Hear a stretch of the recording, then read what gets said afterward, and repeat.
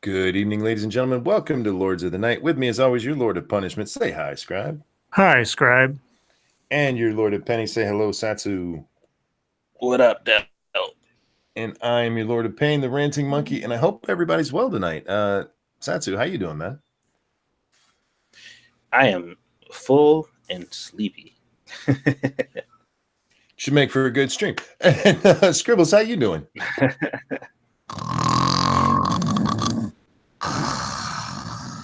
All right, and that's tonight's show, guys. Yay!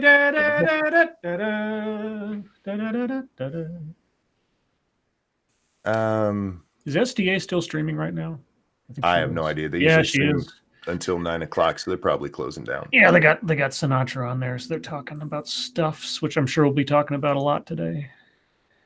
Yeah, I mean, there's only one story really dominating the YouTube sphere and the Twittosphere today. Thanks to a lovely decision by the folks, by Susan Wojcicki, you dumb cunt.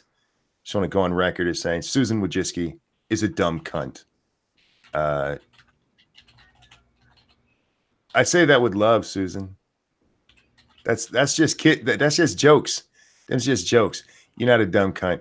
You're not smart enough to be one.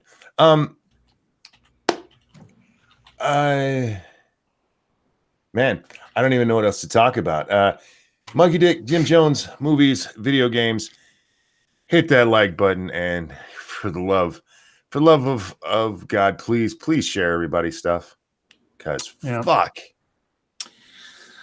I pulled up some stories, but I figured they were going to be incidental or ancillary to the main topic of discussion. So yeah, and that's not a whole lot happened today. So it's nothing really out here. I know Trump had his Good Morning Britain interview today. That was kind of interesting. Yeah. But yeah, our world has pretty much been dominated by hashtag Voxadpolcalypse. Dun dun dun. Yeah. So in addition to just now, correct me if I'm wrong on the essential progression of events here. Sure. Yesterday, YouTube announced that they would not be taking down or deleting Steven Crowder's channel, even though he made it. Okay. May 30th, Carlos Maza bitched about Steven Crowder's channel. YouTube almost immediately answered and said they would look into it. And then yesterday, go ahead, Scribe. Okay, let's back up even further. The montage of examples of abuse that Carlos Maza put together was all of 2 minutes long, or they're just about. I believe it's a minute and 52 seconds. Minute 52 seconds. Supposedly, this is all that was said of him over the course of 2 years. And for whatever reason, Carlos Maza waited until now to drop this little complaint. We can talk about conspiracy theories regarding the motivation there. Anyway, so yesterday, YouTube announced, at least initially, that Steven Crowder's videos would not be taken down despite all the flags because even though his comments were insulting, they did not violate the terms of service. Hurtful. And while opinions can be offensive, they don't necessarily constitute a violation of the rules. They did, however, put an addendum at the end of this little chain of tweets that said, we are looking into other aspects of the channel and, et cetera. We may make other decisions later. I am paraphrasing. Well, today, they decided to demonetize Crowder's channel, not because of the videos, but because of the shirt being sold not by YouTube, but by Crowder that he's advertising on YouTube. All right. Hold that thought. Over on the Streamlabs, thank you, Cryptic, who says, flying home, so can't watch. Good luck, and fuck YouTube. Not another dime. Sorry, Scribe. Time for Streamlabs. And I appreciate that. And I'm having trouble fighting that same sentiment. They said on Twitter that it was because of the shirt, and if Crowder removed the shirt, then it wouldn't be a problem. However, if you watched his stream today, which I did, and I took notes, they actually told him that there were some videos that were a problem as well. One video that dates back to 2017, where they were talking about trans issues with Blair fucking White. And another one, and I am not making this up, that dates back to 2015, where they talked to Tony Bugle about Muslim rape in the UK. She's a victim of the Muslim rape gangs over there, and they spoke with her on the show. And the video has been monetized since October 2015 until today, where it's suddenly become a problem. So yes, they said the shirt. That's what they threw out on Twitter, responding to Crowder directly. They told him the shirt was a problem, but there were also some examples of videos that were problems, and they gave him those 2 examples. Yeah. And the Blair White video was a Blair White video called Trans Troop Banned, that they talked to her about some trans troop getting banned somewhere. And yeah, apparently that violates their terms of service and their terms of monetary service in some way. Well, the other part of this is that in conjunction with a media blitz to tell everybody this from the Washington Post and elsewhere, YouTube just suddenly decided to crack down on whatever it deems as far right or hate speech ideology, etc. And in this dragnet that they set up, got included apparently friends of the show, Tail Feature and Sinatra Says, amongst others, both of whom were called out or name dropped, I should say, on Sargon's video, which was, like I said on my Twitter, I said, I really wish I could have heard their names dropped under different circumstances. I actually, I'm sorry, go ahead. Go ahead. I found out about Sinatra from Keemstar of all people. I got done making my video and I'm waiting for it to, go live. And I come over to Twitter and like, the fuck did I miss? Yeah. You were already out of date by the time your video went up. No, my video is still relevant. And we'll talk about that later. Because we'll talk about it later. But I see this thing from Keemstar that says, I can't keep up with all the people being banned because of Voxadpolcalypse. And I noticed that one of the little screenshots he had was Sinatra Says. I'm like, what the fuck? Yeah. So yeah, I went over there to see what was going on with him. And God, man, I'm sorry that happened to you, dude. You should start dual streaming on D Live. I'll watch you over there. Can't. I'm pretty much stuck with this. So yeah. Yeah, I've been checking my my channel analytics off and on all day to see if somehow, just by guilt by association, I'd be caught up in this just out of curiosity. I'm not, YouTube isn't my main source of income or anything, but I'm just wondering because I really, Sinatra, I suppose I could see how someone could interpret him in some ways, but Tailed, how does Tailed qualify? I don't understand that. Well, I don't understand the logic behind most of these decisions, so I don't know. We'll get into all of this real quick over on Geodes. Thank you so much. Medicare on his live stream today summed up the situation pretty well. The free internet is dead. Welcome to the Alamo.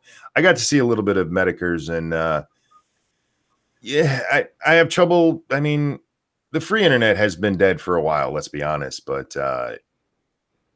God, man, it's getting scary. It's just getting scary. Go ahead.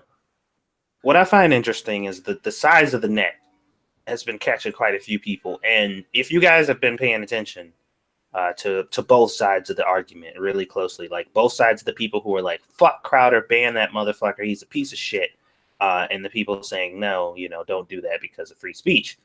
All of them now are all saying, hey, what the fuck? Why am I being demonetized?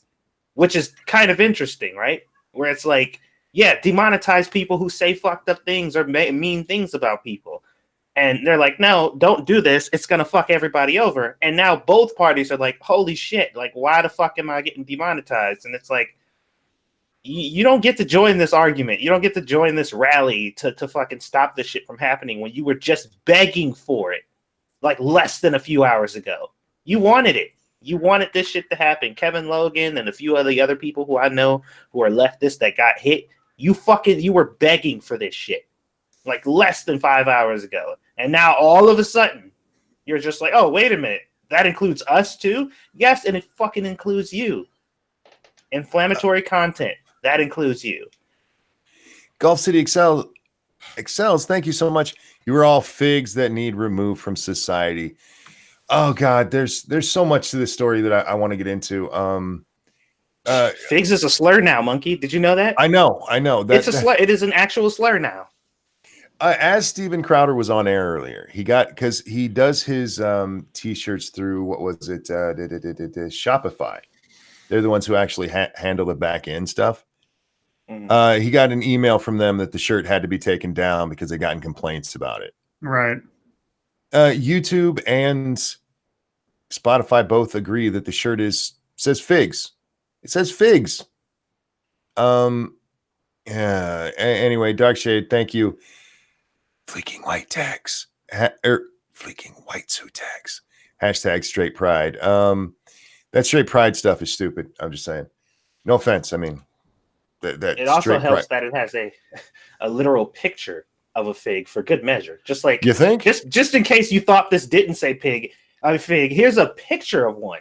And they're just like, nope, we want it to say this. So that's what it says. We don't care about what it actually said. Oh God, I'm having a crisis of faith, guys. I'm having a crisis of faith right now. You had faith to begin with? Well, let me explain.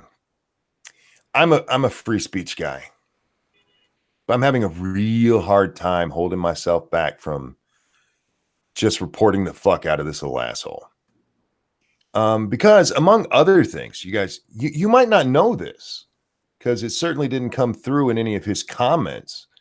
Little Mr.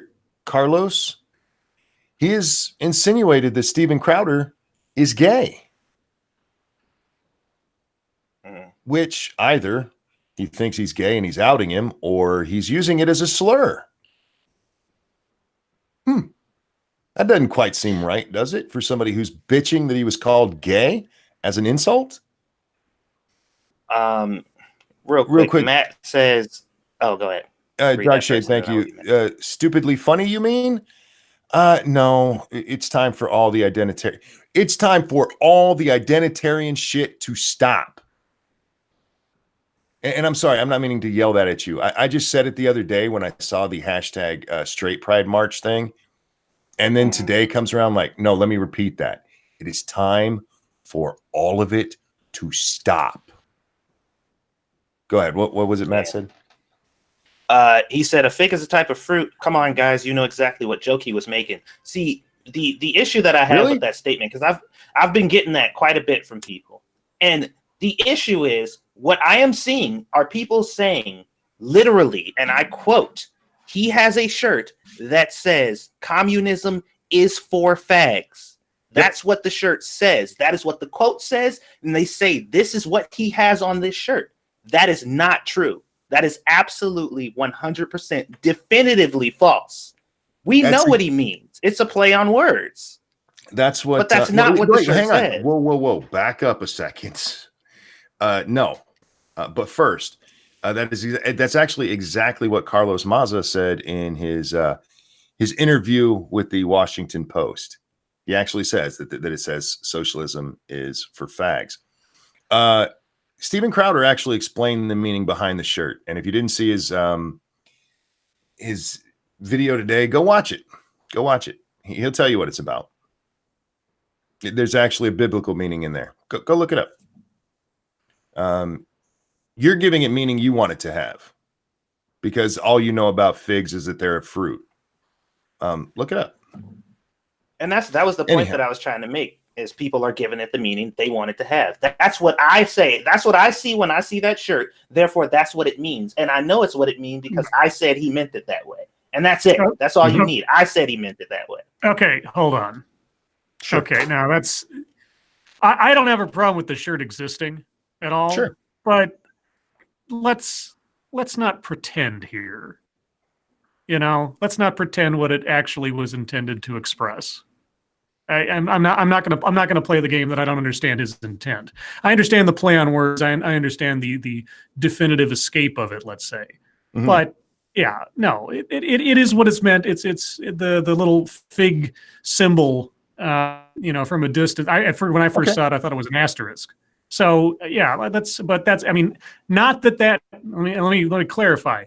That doesn't mean the shirt should get him in trouble. That doesn't mean he shouldn't be able to sell the shirt. That doesn't mean that by the literal definition of what he says it means, should then be reinterpreted to mean something else by somebody seeing it. I understand that, but let's not pretend we don't know what his actual intent was in the expression.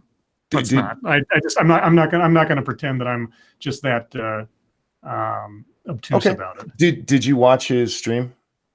I did not know. Watch his stream. Look at his explanation. If you still believe that, fine. Because I had that same thought as you did when I watched the stream. And then he explained, I'm like, oh. And it's the way jokes get made sometimes. No, and I know it's a joke, and I don't have a problem with it, but I'm not going to make myself that intentionally dismissive of what is obvious to me and anybody else looking at that thing, because an obscure biblical reference is not what people see when they look at that, and there's nothing to tell anybody otherwise. So his explanation might be actually biblically true, or referentially and true. It could be. So what you're saying is he could have actually meant it that way, but since nobody else knows that, then it doesn't matter. Fair enough. That's fair. Yeah, no, I mean, if I'm going to use an obscure reference as cover, even if it's like I say, even if it is technically true, let's not pretend that wasn't the intent of the message and the joke behind it. And it's a joke. I get it. It's a joke. But I'm not gonna pretend that it's anything other than what it is. Yeah. That's what I said. I was willing to accept that it meant what people were saying it meant. Like, regardless of whatever, it's like, okay, when you look at it, that's still what you think. Fine. But people are lying. And that's what I'm talking about. They said the shirt literally says, quote, "Socialism is for fags." And that's exactly what it says. And they quoted it. I'm like, that's not true. I will agree with you on that. It does not literally say that. It does not literally say that. But the play on words. But it might as well.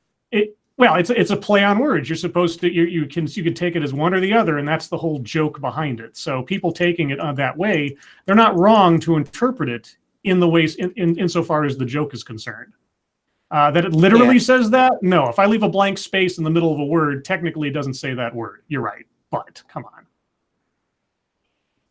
on. I just don't like it's like the consequence being set off a technicality where it's like, okay, well, technically you didn't steal this item because it's still in the store and you were just joking around about it, but it looked like you were, so we're still going to take you to jail. You know what I mean? It's like, like it's off the technicality. It's like, I don't feel like people should be able to just make that decision for him. But yeah, I mean, it looks like what it looks like. No, like I say, yeah, the excuse to use the shirt to punish Crowder in some fashion on YouTube, even though he's not selling it through YouTube or anything, is stupid.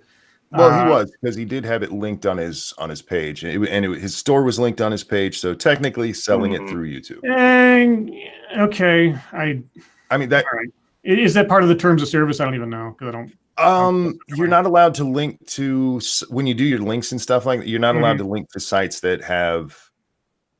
I know you're not allowed to have illegal material. Sure. You're not allowed to have sites that aren't approved, which I would guess a shirt that has something that's not approved would be considered the same. So I don't have a problem with them if that's their argument. All right. Okay, fine, just stick to it. But that's not their only argument. Right. Like I said, they went back and picked a video from 2015. Yeah, somebody's doing some offense archaeology or outrage archaeology. They're looking for more reasons beyond that to justify their actions, which is, that tells you a lot about how serious they were about it 2 days ago. But now that's become an issue. They have to try to justify it retroactively. So. Well, I mentioned last night when we saw their exoneration of Crowder, there was a problem there at the end. Yes. They let themselves in out because they didn't know. What I wanted to bring up, and Sargon articulated this better. Like I had thought of this previously, but you hear it once, you can't not give credit. The timing of the complaint, because apparently, and I'd seen this before. We've seen this a lot of places. A lot of the blog sites like The Root and Splinter and Vox now, of course, they're going through a lot of financial difficulty. They're doing a lot of layoffs, a lot of restructuring. Some are under for sale. I think Vox either is or shortly was under for sale. And Sargon put it thuswise, and I'm paraphrasing, that it seems interesting that he's complaining about this now, perhaps to raise his profile, to maintain his job, or to make him a more relevant asset, either at Vox or possibly to migrate to another site or entity if things go sour at Vox. Oh, yeah, that's what I said in my video, is that I thought he was doing this to raise his profile to get a job at NBC before Vox goes down. Right. Go ahead. Just like you can look at that shirt and interpret what it says, we can look at his actions and interpret. Sure, like I say, just the sudden appearance of something that's been going on for 2 years, and it just now becomes an issue du jour. It just was, even before all this other information came out, I found really, really odd. During Pride Month. Well, actually, yeah. The middle of Pride Month, though. Well, we're 4 days in. He did this before Pride Month even started, didn't he? Yeah, well, that's when he started it. But that it's this June, month, right? The 30th or the 31st or something? Is it June? Yeah, it's June. Okay, so yeah, he started just before Pride Month. Yeah.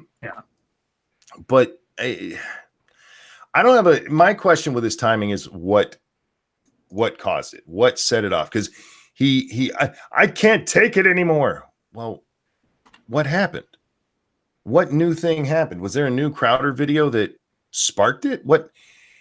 It couldn't have been easy to go through 2 years worth of Crowder videos to find every time he called you a lispy this or referred to you as Mexican and put those all into. That's a time-consuming process.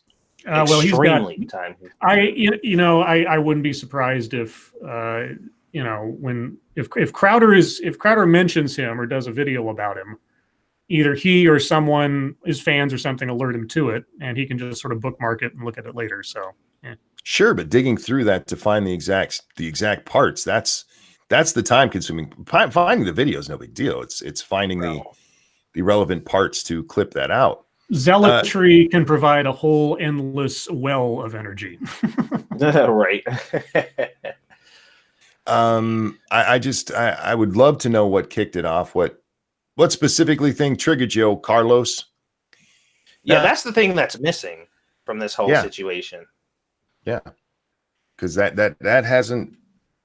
That's the part that just when it came out, I'm like, what? That doesn't make sense to me. Is I can't take it anymore. Usually, you say that after something has just happened. Well, when was the most recent example? Did they have dates on these things? I don't even know. No, he didn't put any dates on them. So yeah, I don't know. Does anybody know when Crowder's? If somebody out there knows when Crowder's last strike through or whatever criticism video or segment was, I'd be curious to know. Not that it matters, at the end of the day, it really doesn't matter like what the motive, the outcome is going to supersede whatever his motivation was. Really, at the end of the day, it's already happened. It's not going to be, can't put the genie back in the bottle. And even if you did find out that his motivation was, let's say, manipulative, for lack of a better word, it's irrelevant. So it's more just a curiosity killed the cat kind of thing for me than anything else, really. Papa Smurf says, to be fair, Crowder did a best of in the apology. Yeah, Crowder has a team of 12 to 15 people. He wasn't real clear on his show today. It's 12 to 15 people. He has paid he has interns. I don't know if they're paid, who go through. Yeah, go find me a bunch of insults I've made to people. And how hard would that actually be? But I don't know. It just seemed that a weird time to just kick that off. And in YouTube's response, Yeah. that was weird. Now, I think I might have told you, Satsu. I can't remember.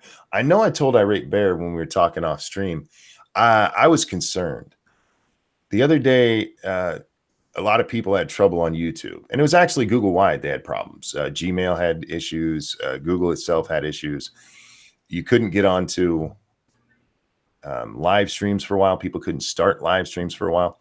Thank you, Point Curation, who says Rear Admiral. Indeed. Sure. But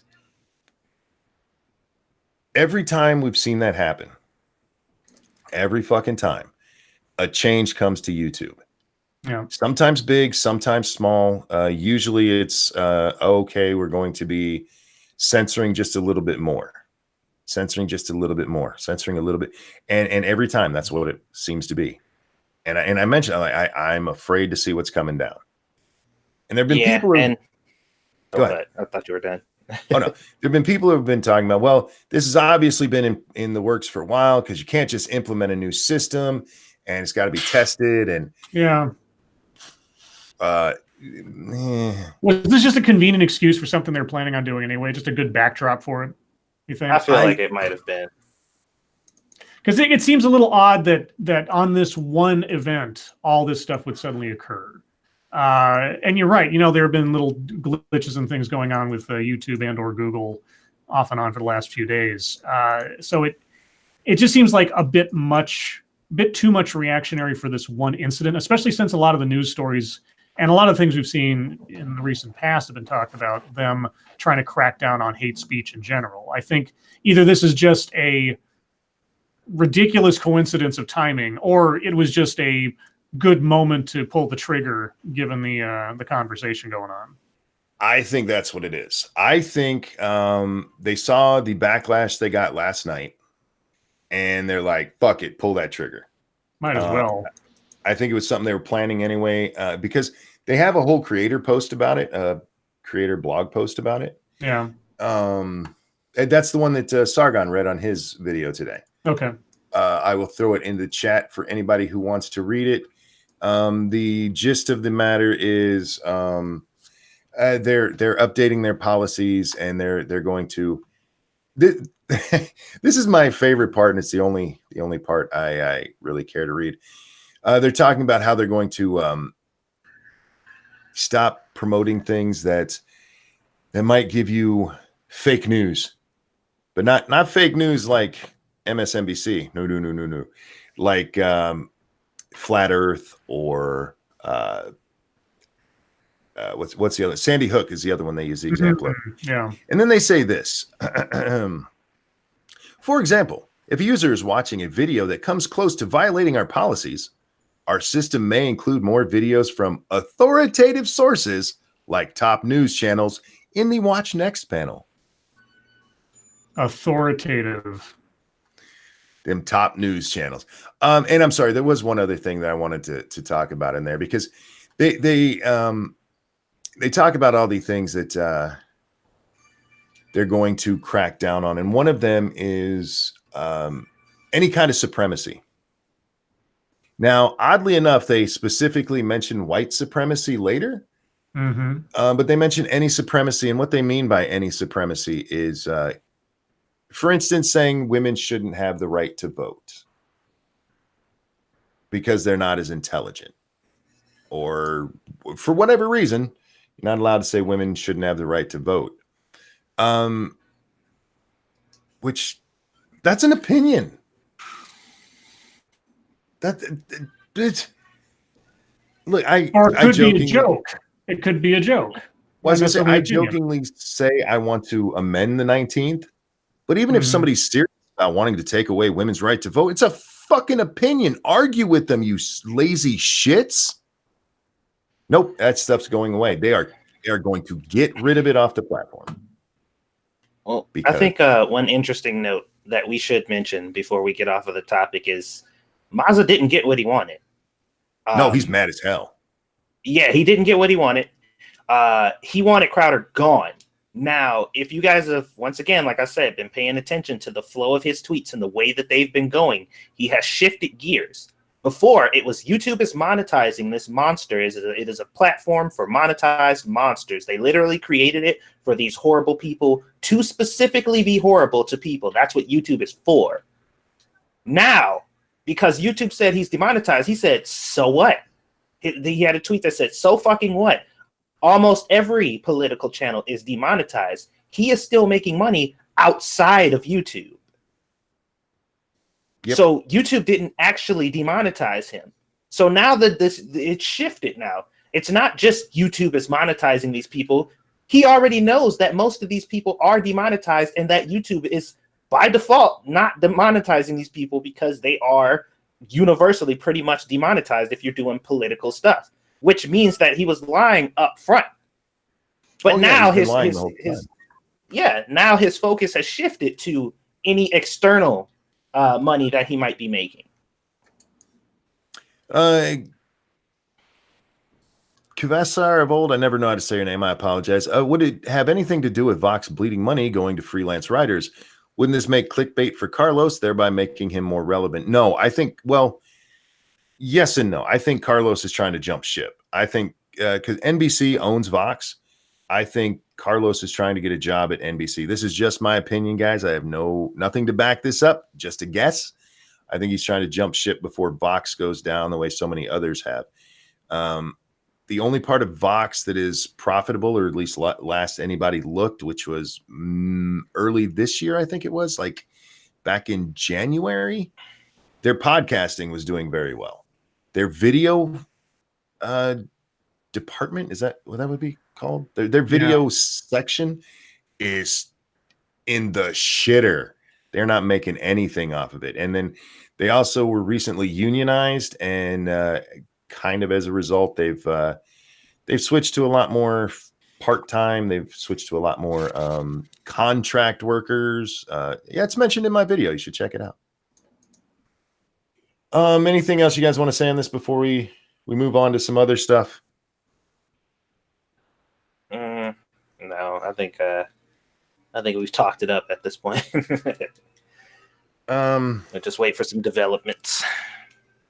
Yeah, all I'll say is it is hard to keep standing up for everyone's free speech when nobody seems to give a fuck. It really is. Yeah, like people just don't seem to give a fuck. They don't. Okay. I mean, they just really don't. How about we do some MSS news? Maybe we'll find some funny stuff in there to change the mood I'm in, because I'm in a fucking mood, man. Guys, if there's a story you'd like us to take a look at, hit us up at the hashtag MSS News over on the Twitter machine. We can't get to all of them, but that's just because YouTube will probably demonetize us for it. Yeah. Like this is getting monetized. Let's see. This one comes from Quinn Harrison. Is my internet working today? Okay. House committee votes to continue ban on genetically modified babies, to the surprise of nobody. A congressional committee voted Tuesday to continue a federal ban on creating genetically modified babies in the United States. The House Appropriations Committee voted to retain the ban after the prohibition had been lifted last month by a subcommittee. The vote was part of a debate over routine funding legislation for the Food and Drug Administration. Quote, "This is a prohibition that is accepted by nearly every nation in the world due to the unknown risks," said Representative Jeff Fortenberry of Nebraska during a hearing where the ban was restored. Quote, "The risks of harm are real," unquote. The ban prohibits the FDA from considering any proposals to try to use genetically modified embryos to try to establish pregnancies, which just drives this into the hands of mad scientists. Don't you mean genetically modified lumps of cells? Yeah, I don't know. I'm not a doctor. Real quick over on the Streamlabs. Thank you, Terry Diamandis, who said, "Don't be niggardly, you figs. Pay the monkey." Yeah, especially now that the stream will get struck. Thanks. I heard somewhere that if you have to avoid saying anything outwardly offensive for like the first third of any particular video until you're past the point of the algorithm or something catching you. That's the rumor I heard. I don't know if that is actually true or not. No, and the only reason I jokingly said that is because they say if you kind of bounce up against the line, you may still get in trouble. Like, oh Jesus. Anyhow, This is why Satsu has a cooking channel. Let's see. This one comes from Frosted Glass and is a Vox.com article. Shall I even read it? Sure. Fuck it. YouTube finally banned content from neo-Nazis, Holocaust deniers, and Sandy Hook skeptics. What do you mean? They've been doing that often? I mean, if it gets reported, Alex Jones much? I mean, this is news to you, but anyway, they have to tell. This is a news story, by the way. This is Recode. This is Recode. What was that attached to previously? Was that something else?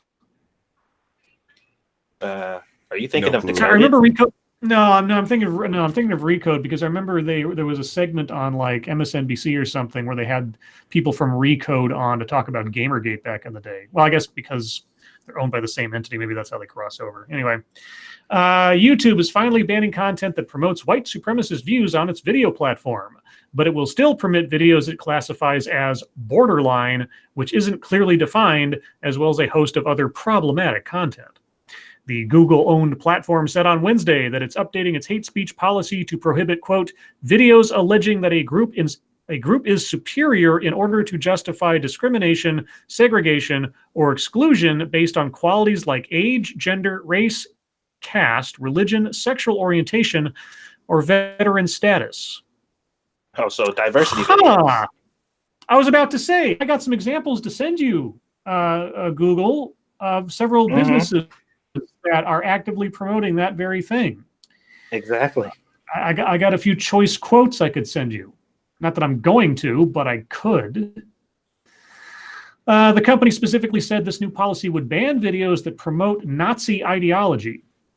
Okay, well, that narrows down the field quite a bit. It's also axing content that denies well-documented violent events, such as the Holocaust and the Sandy Hook Elementary School shooting.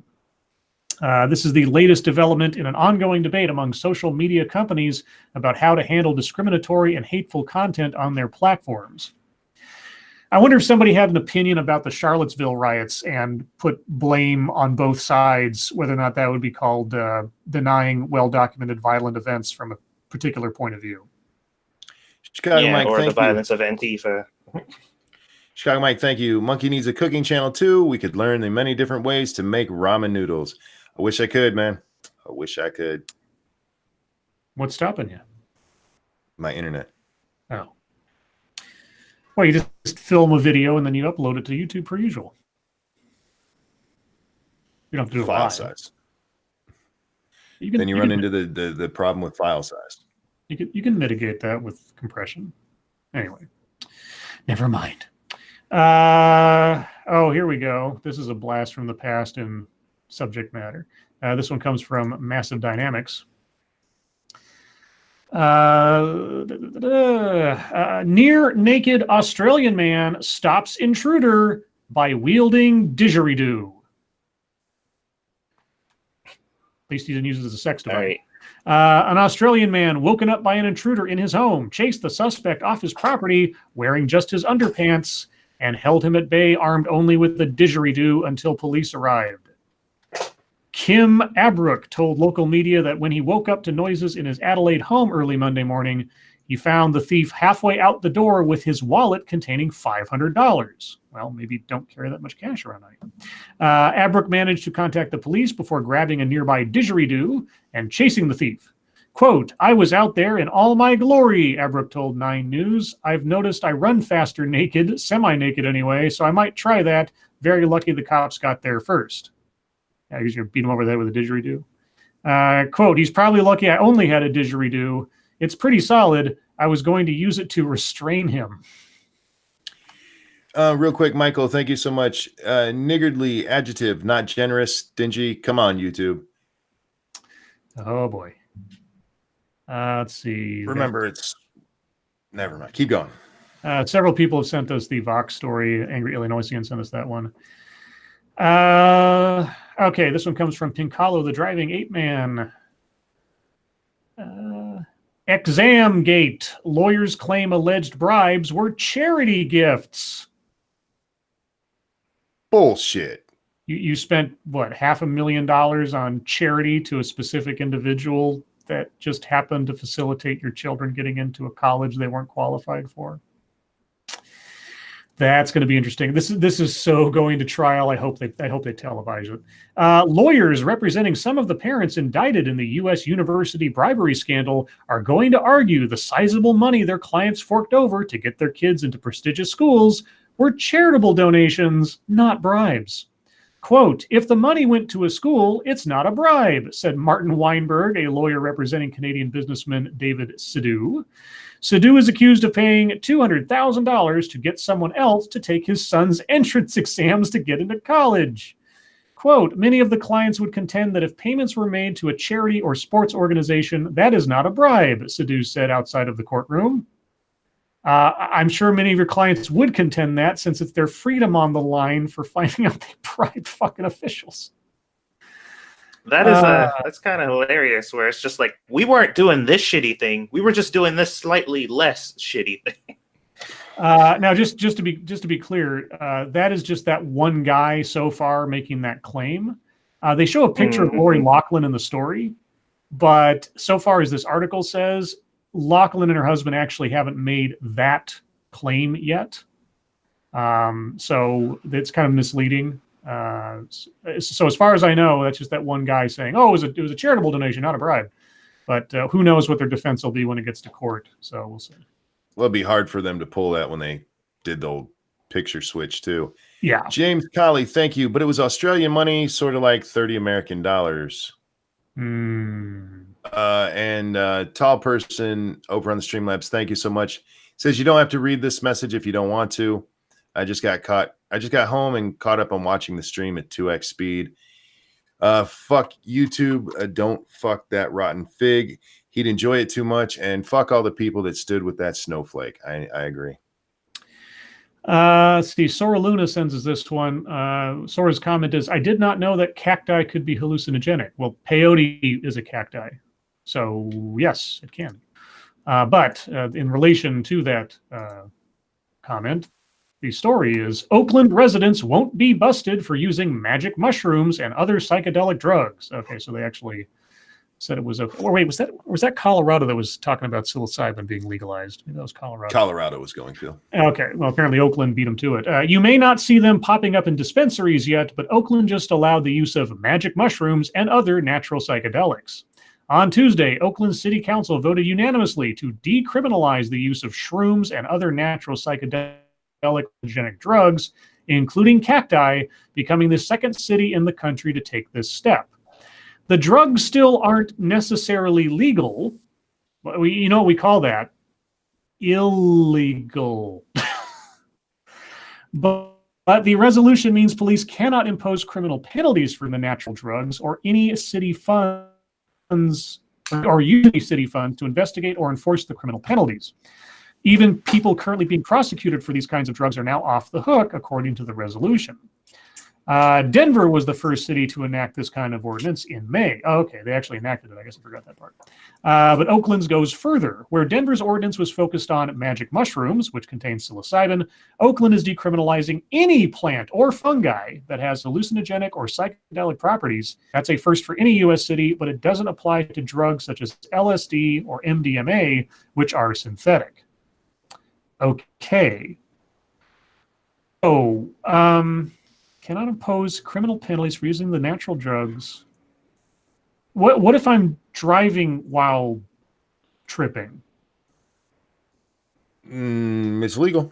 I'm assuming that I'm still under the influence, and that still would apply. I would still be arrested for that. Yeah, it would just be, I would imagine, hard to prove what you were on. Yeah, recreation. I was. Couldn't they just do a controlled sub? Oh, sorry. I assume they're not going to stop you for recreational or simple possession is the deal. But I would think that still, because even in places where marijuana is legal, it's still illegal to drive under the influence of the marijuana. So. Yeah, that's what I was just about to say. Wouldn't it still be like a DUI or something? I would hope so. This story doesn't say that. I'm fingers crossed, because that would I wouldn't want somebody to say, but all the lights were green. You know? Anyway. Those kids had points over their heads. Yeah. That guy over there had an exclamation mark over his head. He had a quest for me. Okay, this one comes from Lady Gopher. So if there's a Lady Gopher, is there a Lord Gopher? Not necessarily. Okay. Yeah, I'm assuming gender. I apologize. Family says cows broke into their new house in Montana. Ain't that a bitch?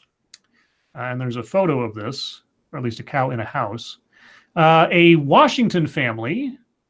Wait, it says Montana in the headline, unless it's a town called Washington, I guess. A Washington family was shocked to discover that bovines moved Oh, Jesus. into their new house in Montana. Oh, okay. A poster on Reddit's Well, That Sucks section shared pictures of a new home that was taken over by cattle.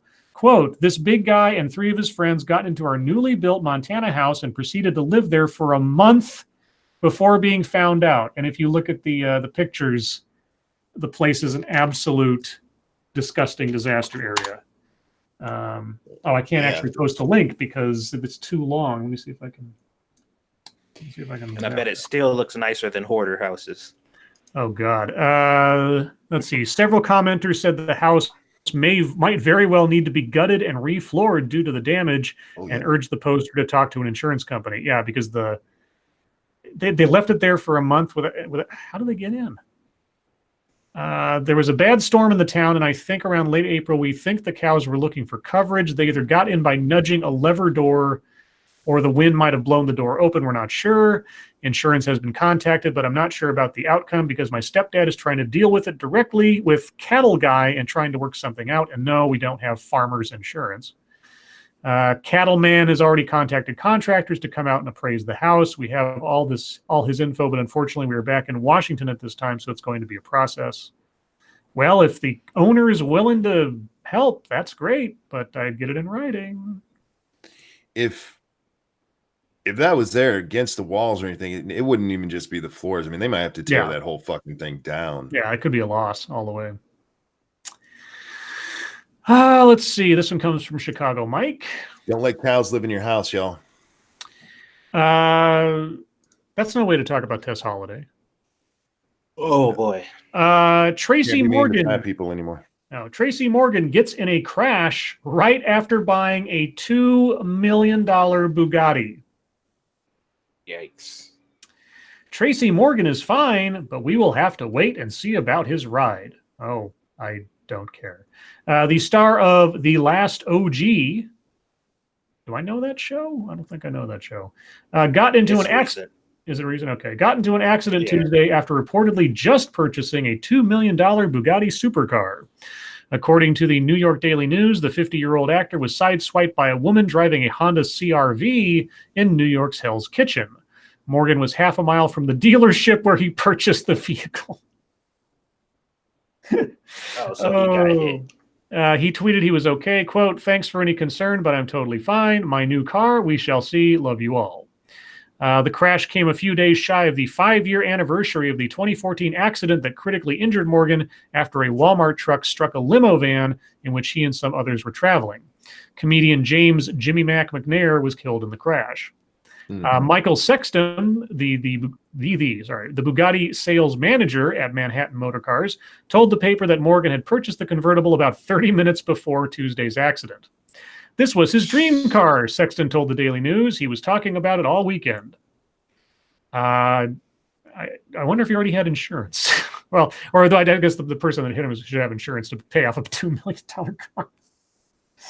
Oh boy, that sucks. Yeah, he got hit by an unlucky bride. Yeah, Honda CR-V. Yeah, I doubt. Yeah, okay. Hope she had her premiums paid up. Thank you, James Colley. He rode home in her car. No one is using their fucking heads. Right. If you can't drive when under the influence of alcohol, why the flip is it okay for hemp and shrooms? # irresponsible. So far as I know, it's not. That's the thing. Like that story was kind of vague, but as I would hope, somebody correct me if I'm wrong, but like those states that have legalized marijuana, it is legalized for recreational use. You still cannot drive under the influence of it because it effectively acts as alcohol. It changes your perceptions, it changes your reaction time, etc. So especially under hallucinogenics, I would assume if you're pulled over and your eyes are dilated out all the way, they're still going to probably cite you for driving under the influence. So I hope. Yeah, I think we asked that as a hypothetical, right? Like that wasn't implied in the article, right? Yeah, I was driving. Okay, right, because the article didn't say specifically, and so I can only assume that is what I'm saying. Is that I still, it said they're decriminalizing it all over. Like, yeah, but is all I'm saying. So right. Let's see. Shady Grin. Oh, okay. So YouTube has. Oh yeah, we talked about the YouTube blog on the whole attack on hate. So we got that one already. This one comes from Jack the motherfucking Cockring. Oh, is it serious? Why should I be surprised? Taco Bell customers call cops after eatery runs out of taco shells. Sounds right. This customer was going through taco hell. That's the story, guys, not me. A Taco Bell customer in Slidell, Louisiana, called the cops to complain about a taco shell shortage on Monday. The unsatisfied customer notified the Slidell Police Department that the restaurant was, quote, out of both hard and soft taco shells. Police joked on Facebook that, quote, it's been a while, but another we can't make this stuff up story had happened. Well, this is truly a travesty. The police can't do anything about this, the Slidell Police Department wrote. We can only hope the shells were restocked in time for Taco Tuesday. That guy gets cited for calling in a frivolous 911 call by any chance. Yeah, he should. I'm always curious about the mindset They're drunk. behind these people. It's like, these are presumably adults, right? They're drunk or they're really high. I don't think for a minute that they did it sober. Let's see. How many more you want me to do, Monkey? Depends on how short the next one is. Maybe one or two. Okay, let's see. That one's a sad thing. That one's a sad thing. Okay, we'll do this one from William R. Costin, even though it's a sad thing because several people sent it to us. So I'll assume that we are honor bound to talk about it. I think I saw this the other day. I haven't really lived for so long. Teenage author takes own life. Noah, if I'm saying that correctly, Noah Pathoven had written an award-winning book about living with depression, anorexia, and self-harm after being raped as a child. After many conversations and assessments, it has been decided that I will be released because my suffering is unbearable, she wrote on her Instagram. Many news outlets, including Sky News, initially reported that Miss Pathoven's death was the result of legal euthanasia. Although Dutch reports do not explicitly state the cause of her death, in a now-removed Instagram post, Miss Pathoven said she would no longer eat or drink. She writes, quote, after years of battling and fighting, it's finished. I have for a while now stopped eating and drinking, and after many conversations and assessments, it has been decided that I will be let go because my suffering is unbearable. It is done. I haven't really lived for so long. I am surviving, and even that, not really. It has been reported her last days were in a hospital bed in her living room, surrounded by her family. Let's see. I'm trying to see where the story is. In her book, Winning or Learning, Miss Pathoven revealed she had been raped at a young age and concealed the sexual abuse she suffered for some time. Following her death, Dutch MP Lisa Westerveld told AD, the news site, Noah was incredibly strong and very open. I will never forget her. We will continue her struggle. Slow death by starvation surrounded by your family.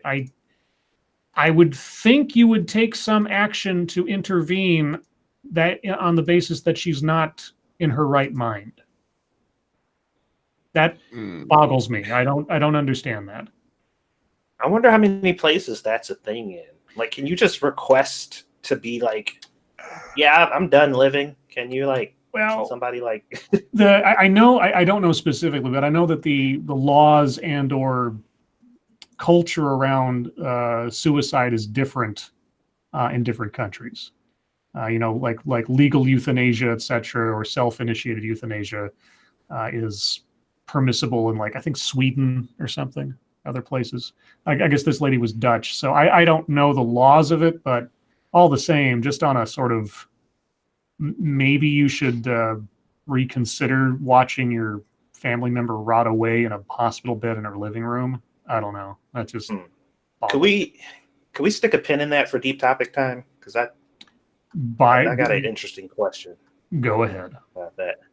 All right, and yeah, let's wrap up there on the dead girl.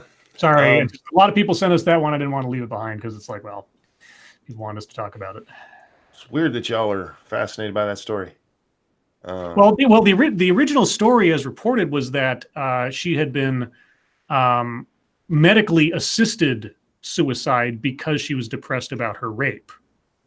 Like, she went somewhere to be like a Dr. Kevorkian kind of thing and said, I want to die because I'm depressed. And somebody just sat there and helped her do it. That was the original story. Gotcha. Apparently that's not what it was. So it's changed slightly since the initial outrage started, which is still outrageous to me, but anyway.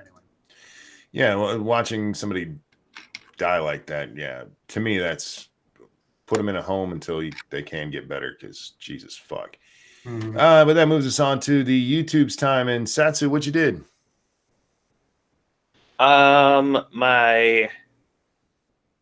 What was it? The soba noodles? I think it was soba noodles this time. Video uploaded today where I did the instant soba. Pretty fucking good. I did what else did I do today? God damn it.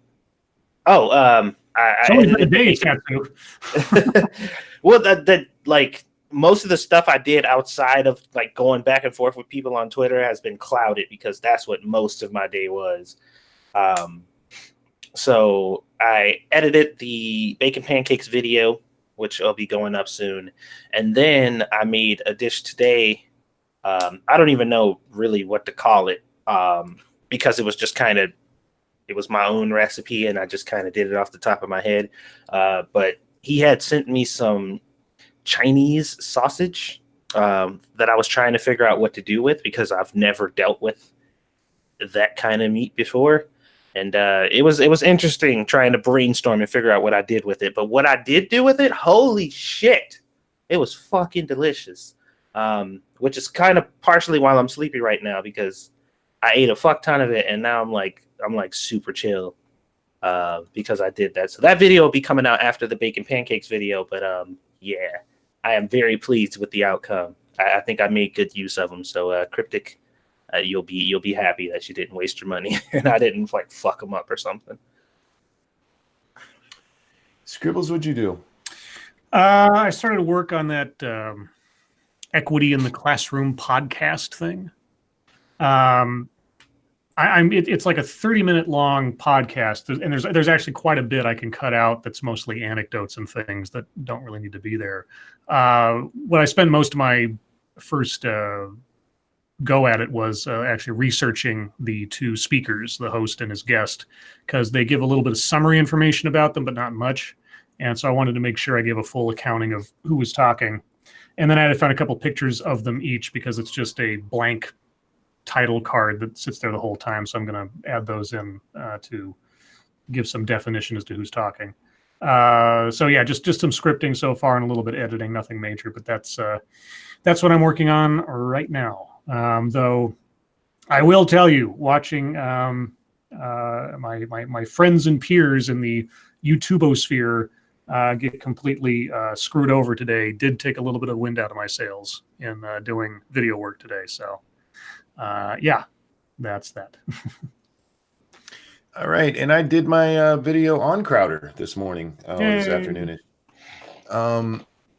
And I was under no impression, and if you pay attention to the video itself, the very first thing I said is we're going to talk about how YouTube got one right for now. Right. And then the last part of it, which I made before I knew any of this shit was happening, discussed exactly what I talked about last night, both on this show and on Monkey in the Morning, and it was that last line of their fourth tweet yesterday. We're still looking into the rest of his channel. I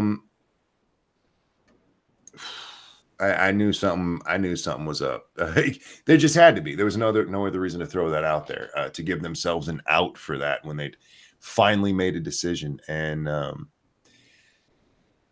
looking at the people who got hit and their blog posts they put up and all of that, I do think that this was probably just an excuse to pull the trigger at this time. Yeah. That it probably was going to be something that was coming anyway, given the issues we had the other day. Asher, thank you so much. Have my free super chat. Good luck with YouTube. Yeah, thanks. I appreciate it. So do you think it's unjustified to blame this on Maza in total? No. I don't think he should be blamed for it in total. Okay. I think he should be blamed for the Crowder part of it in total. Sure. Because and that should scare everyone. That should scare everyone because Crowder was making jokes, man. Whether you think they're funny or not, it's obvious he was making jokes. And God, man, I keep waiting for my email, man, because I make jokes all the fucking time. Some really bad ones. And he made it so what was, in my opinion, looking at the policy, it was going to be pretty much, it wouldn't have affected very many people at all. It really wouldn't have.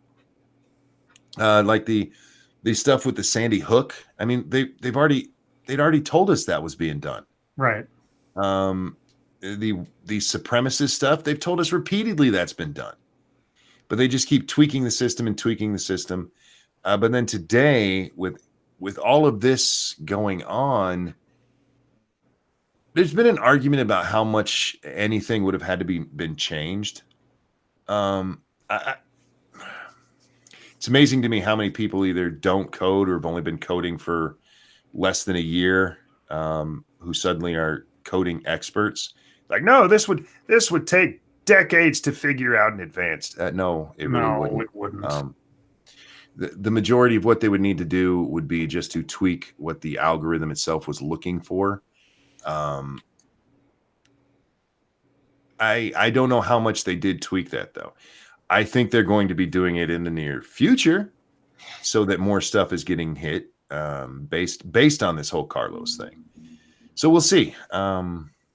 Yeah, I'm not too positive on the whole YouTube thing. I've been telling the people on Monkey in the Morning that I'm moving that platform or that specific show to be more ready to actually go over to podcasting. I'll still record it on YouTube, but with the way this is looking, man, I may shortly abandon YouTube altogether. Because it's not worth the stress. I mean, I will have to build up something else to make up for it, because right now I can't live without, what I do here. But I'm going to be doing my damnedest to find a way to do that, because I don't trust this platform as far as I could throw Wojcicki. And even though she's a wafy little twat, I'm crippled. So, yeah. I've had a day, man. I've had a day. But with that, guys, we're gonna move on to fucketry. For my fucketry, I do want to. I'm gonna start with the Trump interview. Did you guys see it? No. Trump was interviewed by Piers Morgan for Good Morning Britain. Oh my God! And it was at least the part I got to see. I don't know how much longer the actual interview was. There were 7 minutes of it that they released on their YouTube site. And it's Trump talking about meeting the Queen and meeting the royal family. He met Harry, which is kind of a what's the word I'm looking for? Interesting thing with what's gone on with the hubbub about what Trump said about Merkel. Remember, he supposedly insulted her by saying she was nasty. when, and he went on to explain to Piers, he's like, did you see the transcript of it? He goes, I was asked, and he goes, I didn't know she was nasty. And he goes, and then I went on to say other things. And he goes, did you see the transcript? And Piers goes, yeah, but it was still ambiguous. Like, No, what? it wasn't. Not in Oh my context. It wasn't. God, it was What the not fuck even do you close mean? to ambiguous. And Trump goes, I didn't think it was ambiguous, but it was a really good interview. And if you guys get a chance, go check it out because one, Trump comes off as very likable in it, which, I mean, how often do you see him just being likable? No nastiness thrown around. He does bring up fake news, but even that, he's I mean, almost amicable about it. But check it out. Yeah, it's a good look for our president overseas for a change. That's always a welcome thing, right? One would hope Satsu, you got any? What's that? I said one would hope so. Yeah. Satsu, you got any fucketry besides what we've been over today? I mean, that's pretty much been it. Like a lot of individual conversations I had with people. There was a lot of people bringing up the shirt, that non-existent shirt that doesn't exist, that nobody for whatever reason had a link to. But they were certain that it was real because they kept like showing it to me. Like, how do you explain this? I'm like, it's fake. So I don't feel like I have to. Outside of that, just hypocrisy. Like I said, one of the biggest things in this scenario that pissed me off, or in any scenario, is the inconsistency, and just watching the same people who are like, yeah, get that motherfucker off this website, are now crying to YouTube, at YouTube, talking about what the fuck is going on in my channel. And it's like, go read your tweets. That's what's happening to your channel. That thing that you demanded that YouTube do, that's it. That's what they're doing. Outside of that, I mean, you know, just that dumb shit. Scribbles, you got anything? I did have. Let me find it here. I remember there was something I got all snarky about earlier today. Let's see. It's a lot of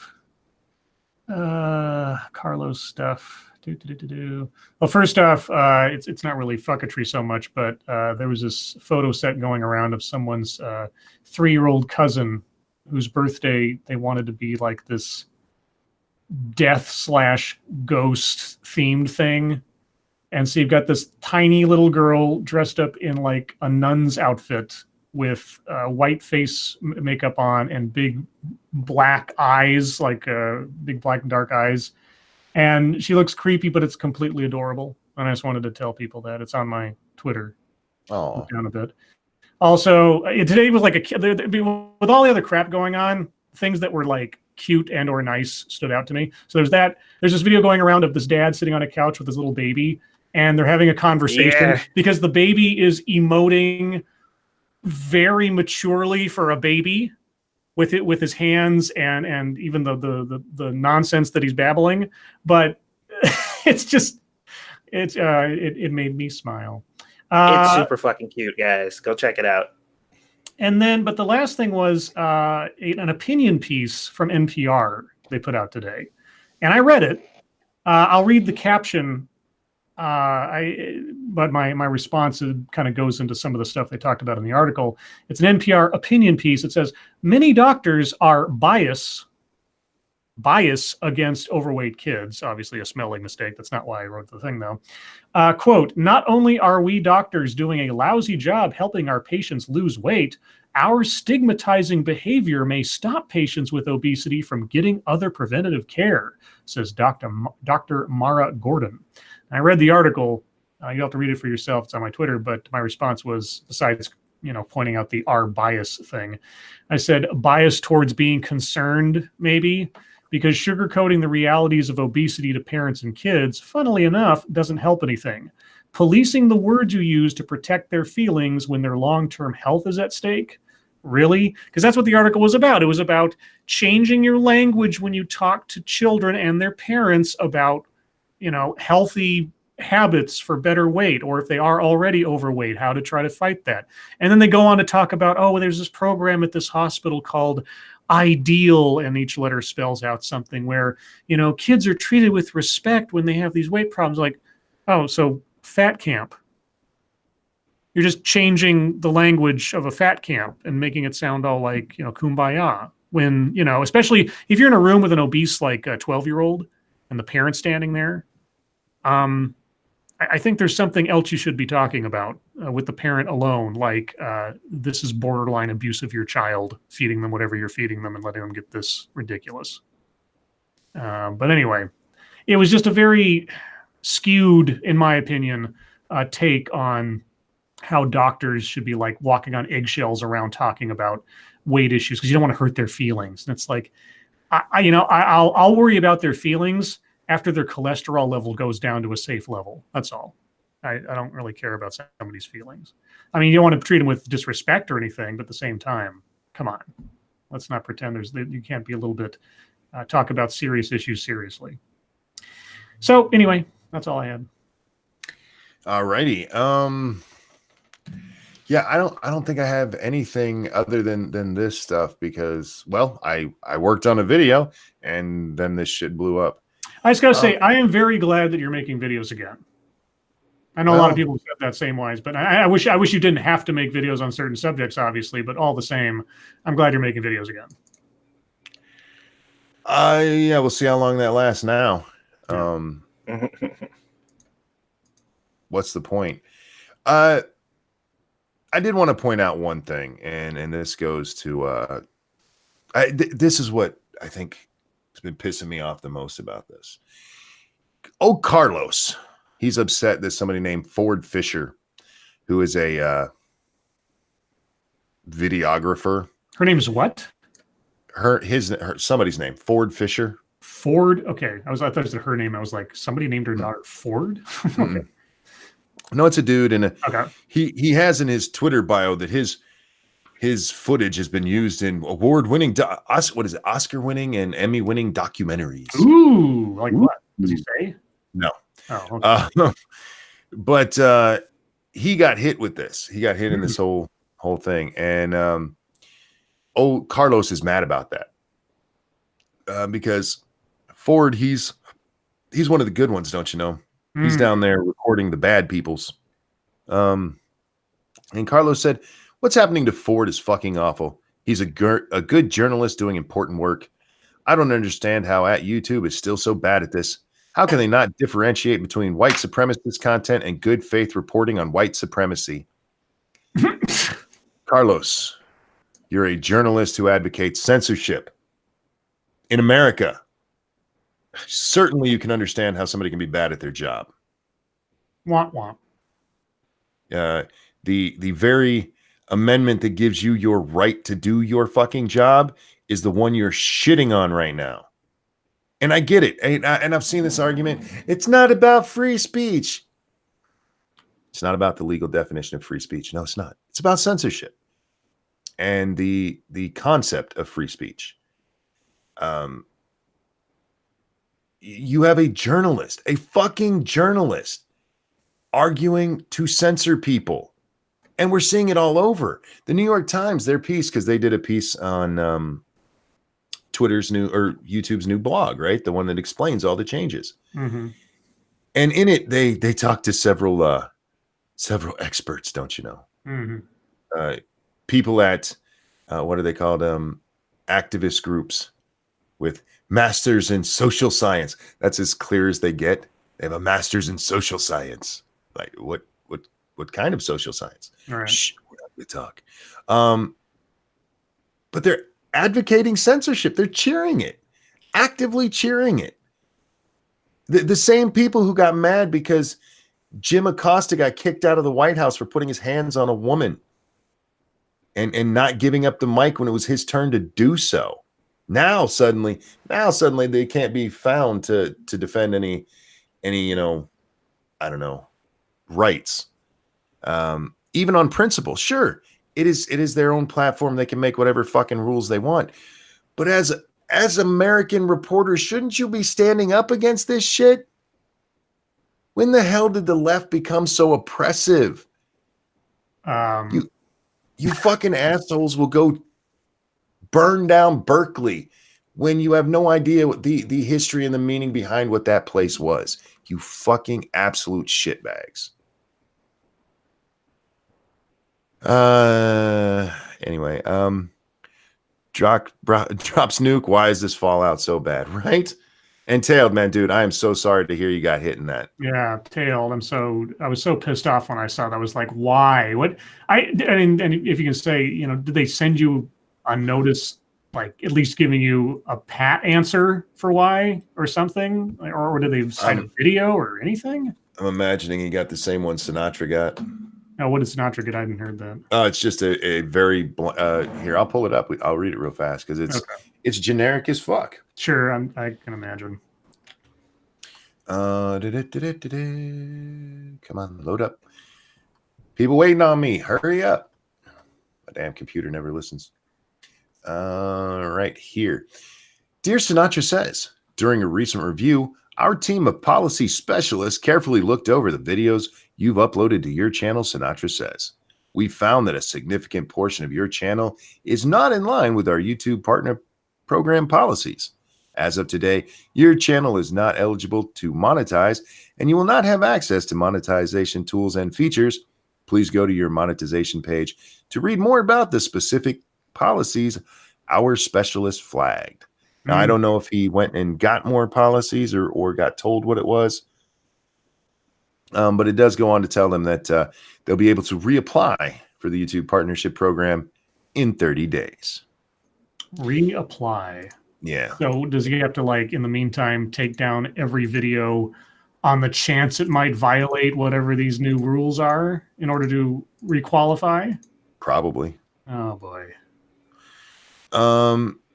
Tail says, I got an email saying that I had a video removed, and while I was in Creator Studio, I saw a notification banner at the top of the page which said my channel was determined to be ineligible for monetization. Tail, do you want to come hang out for the last little bit of the show? We don't have to talk through chat. It's cool if you don't want to. I understand. But if you do, yeah, guys, you guys might not understand this. Losing monetization also means you lose your super chat. Yep. So the folks who are hit by this, like Sinatra, man, this is his fucking job, man. This is all he has. He doesn't have, like my wife, she does most of the heavy lifting. I just help out with what I can pull in. I says, sure, need a pee first. Who are you? Me? Go do your business and get back here. Send him the link.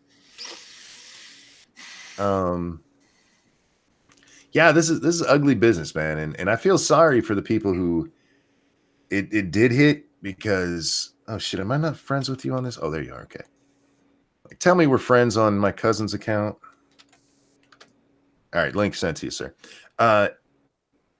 I spent the last 3 hours of my day before dinner with my stomach in knots, man. Like, yeah, waiting for that goddamn email to come through. Because if it does, like, I gotta go whore I gotta literally become a whore, y'all. I gotta go find a street corner where a cripple will fit. I want him after you're finished with him, monkey. All right, well. Let him remind me, because I'll forget. You know me. You know me, Skep.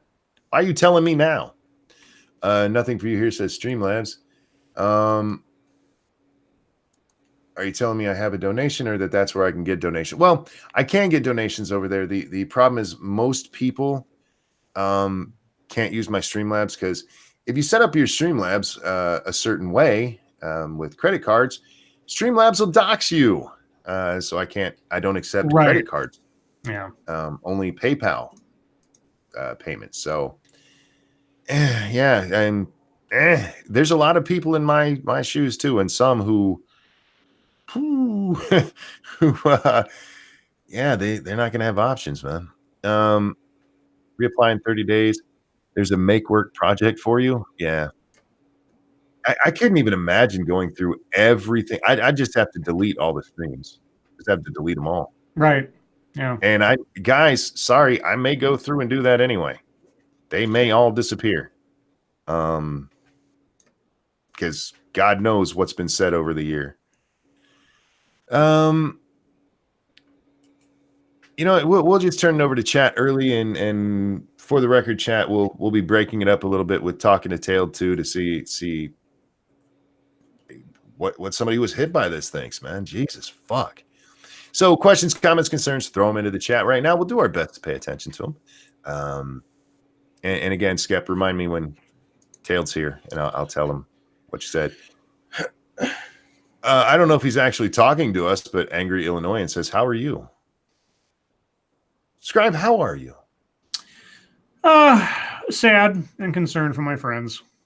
And also a little, I mean, like I said, this isn't my job or anything, but and you know, I don't monetize most of my videos anyway, but just that sensation of things closing in and being punished for no good reason really does bring me down, let's say. And like I say, take the wind out of my sails for really contributing anymore to YouTube or anybody else.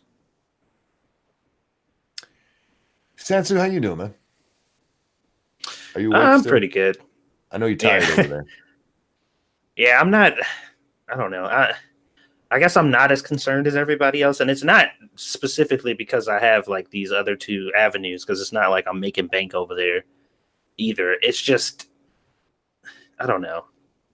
I feel like the other two hits were more severe than what we're going through right now. It just, like, the overall climate just feels to be slightly less aggressive than it was then.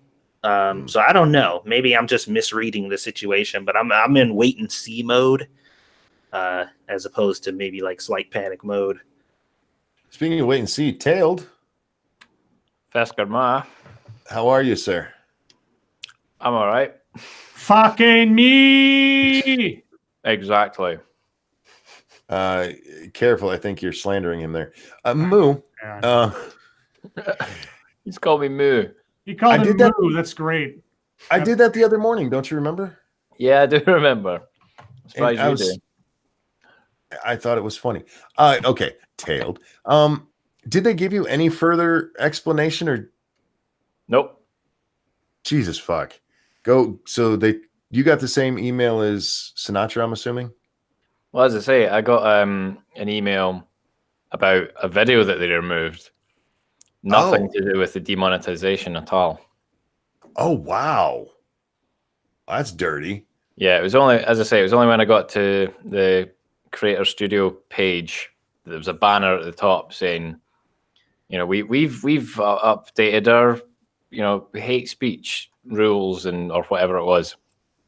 And then there was a little arrow to say next. So I clicked on next and I went, we've determined that your channel is ineligible for monetization. I was like, well, fuck me. Jesus. Yeah, that was it. Can I ask what video it was they hit? Well, it was actually a video that had already been gulagged about 9 months ago, but I just left it on the channel because some people could still see it. It was actually the first video I did for Count Dankula's theme tune. So the one in which I do a Nazi salute. Which is why it got good. Well, I'm assuming, again, they didn't say. They just said this video, you know, violates our terms of service kind of thing. So it is, you know, it's not, nobody's able to share it. There's no like or dislike, no comments, no recommended videos next to it. But I just thought, well, fuck it, I'll just leave it. But they actually properly removed it. Yeah. But they never said, oh, and this is why you're being demonetized or anything like that. They never pointed to anything specific at all. Yeah, from their blog post, that sounds like probably what did it. Because if there's anything even remotely questionable, and Crowder covered this just as well. They're not differentiating between jokes and serious content when it comes to any like Nazi propaganda. So if you do a Hitler salute as a joke, too bad. I wonder if they're going to take down all the video down. What So the problem's gone, right? Well, you would think, but I wonder if they're going to take down anybody who's put up old Monty Python skits. Or any Oh. Second World War footage or anything. Uh-huh. What about video game footage that's the one I'm thinking of? Day of Defeat. That's the video game that came to mind. You play as a Nazi. Can you do that on YouTube anymore? I'm curious. I'm being serious. I'm really curious about that. But everything's just so vague, and even if it says something like, even if things are borderline. Yeah.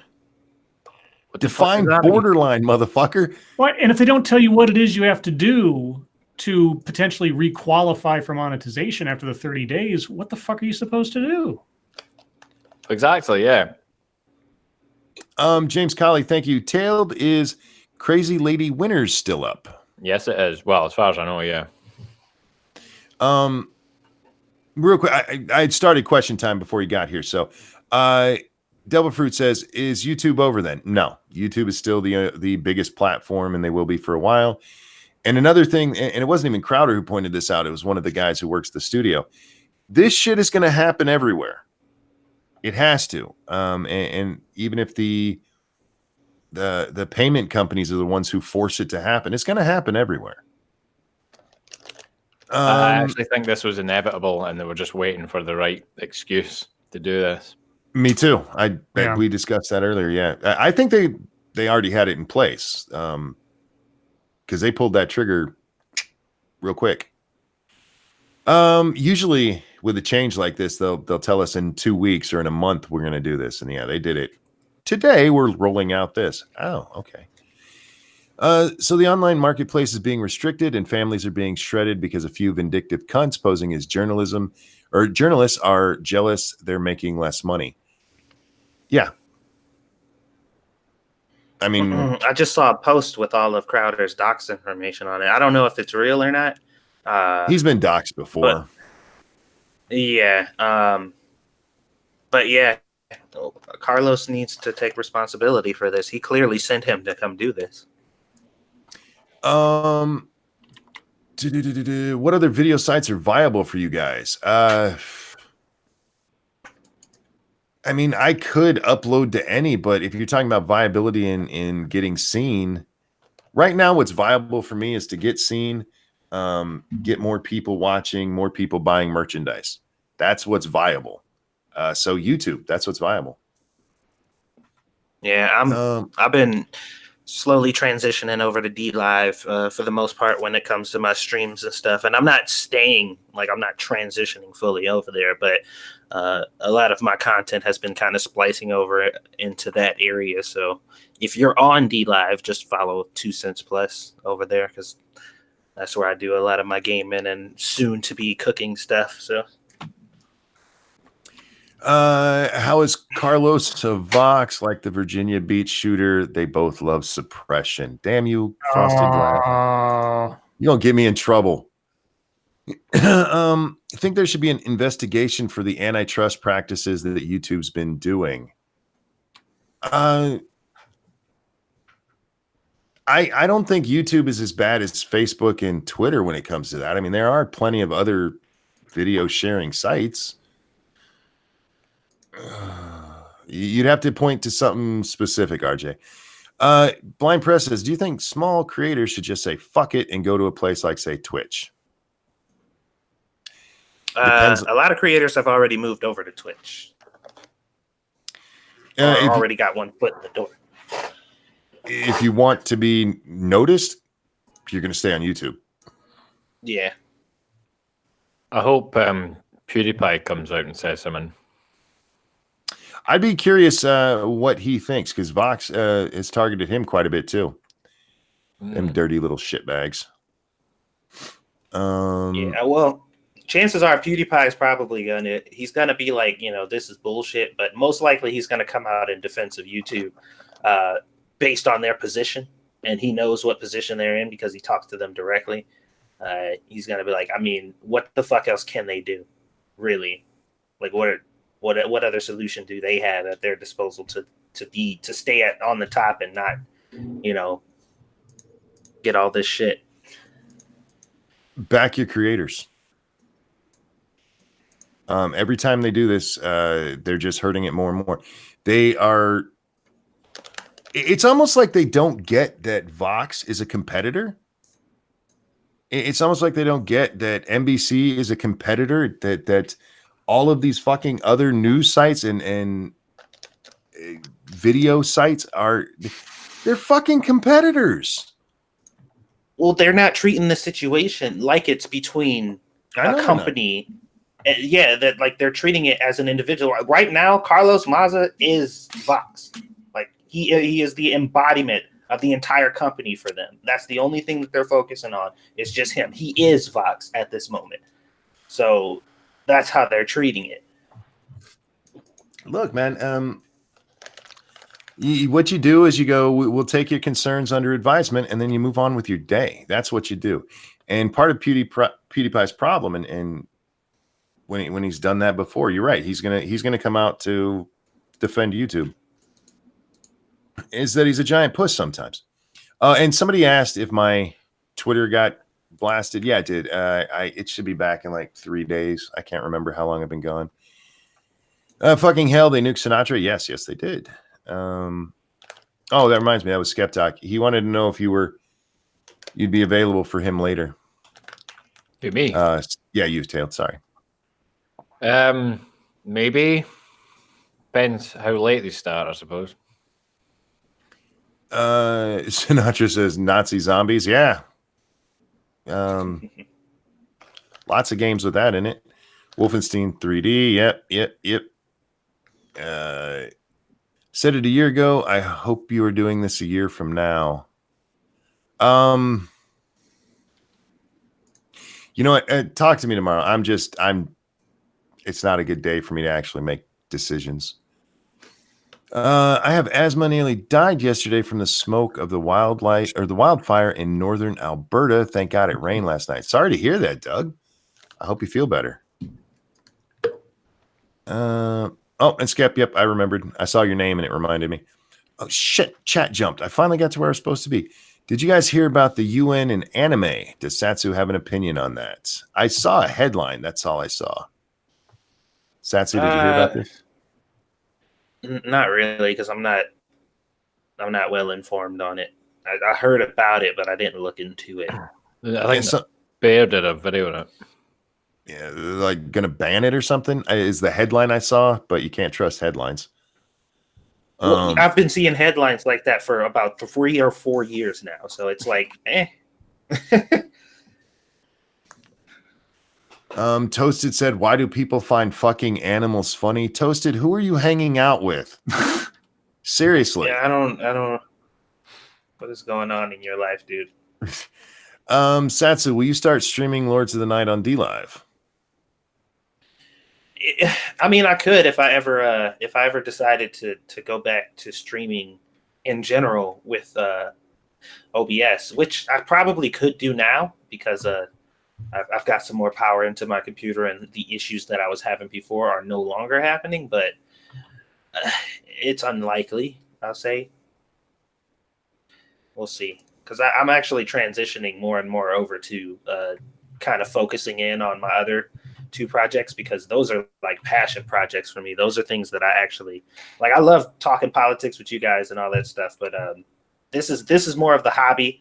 My gaming and my cooking channel is more of like what I really, really want to do. So push comes to shove, that's where I'll be. If all the shit hits the fan, that's where you can find me. Lindsay is talking to Jacob, but she said, I can only hope that something will come of this antitrust investigation and Google gets broken down. Susan will have no choice but to get with the times. Yeah.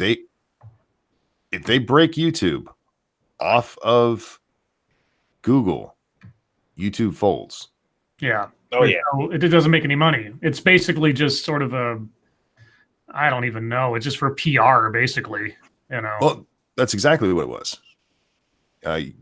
Google picked it up as a good PR thing for them, and they did finally manage to get into the black last year. Barely, yeah. But yeah, it'll fold. And that's- I know. Go ahead.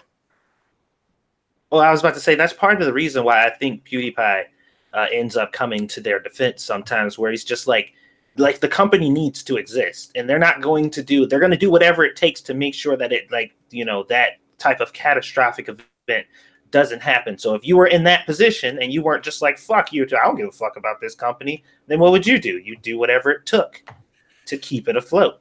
And they're being panicky and stupid because they don't know what it takes. And they keep doing dumb shit, like shitting on the very people who bring them revenue, who make them relevant to begin with, to do it. So it's a fucking mess.